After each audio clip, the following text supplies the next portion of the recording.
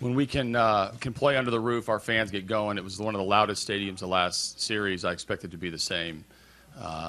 But it is a great environment at home, and I think that's what makes people feel good. And momentum one way or the other. We're coming off one of the most epic baseball games in any of our careers, probably for you guys too. And so that feels good. It'll feel good right up until first pitch, and then it'll be a new game. And so I think our guys are ready.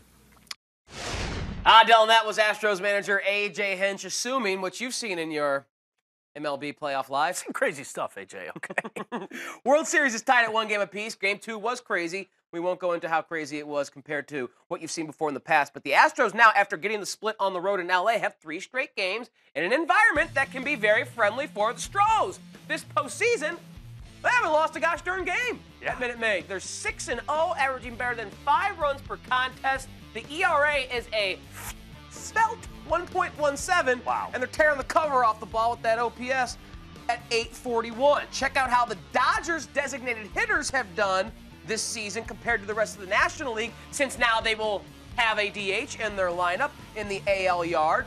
Might this be another added advantage for the Astros, not just playing in their home turf in front of their home fans, but the fact that the Dodgers will have to use an extra hitter, one that hasn't performed this year when they've been in American League yards. Yeah, without a doubt, it's a win-win. You know, the obvious of just going home, teams naturally playing better at home. Look, the Astros are the best offensive team in baseball all year. They scored more runs than any team. Part of the reason is they know how to play that park, and it's a hitter-friendly park, and they've got a tremendous offense, an offense that really started to wake up in Game 2, an offense that was muted by Kershaw in Game 1 and really came alive, especially from the power department, and especially late in Game 2 when Correa and Altuve and Springer, those are catalysts. Those are the guys you need to really perform, and to wake those bats up right before coming back home is huge. Plus, you know, they're going to get Beltran. They're going to get some of these. I expect Beltran to be the Game 3 DH with Darvish on the mound. I think that's a clear-cut advantage, not just his postseason experience, but the fact that he's a much better hitter than whoever the Dodgers are going to roll out.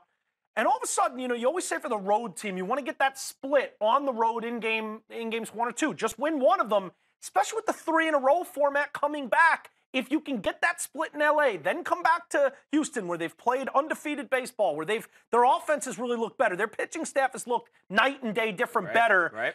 Now, all of a sudden, you really start to think, we have not lost a game in this building. We've got 3 games in a row in this building, and if we do what we've done thus far in the postseason, we don't ever have to go back to the West Coast. Now, that's an incredibly exciting thing for this Astros team, I would have to imagine. When you don't get that split in games 1 and 2, it almost puts a lot of pressure on that team to come back and you have to win all 3, or you better win 2 out of the 3, or you're really screwed. Now, all of a sudden, they're in the catbird seat. Their offense can come alive. They know that park.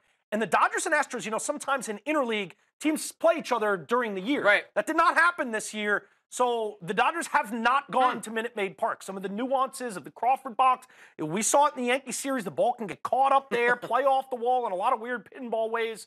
That also helps and provides an advantage for Houston. Well, the Astros return home, knotted up at 1 game apiece in this World Series. It will be Yu Darvish and Lance McCullers on the bump in Game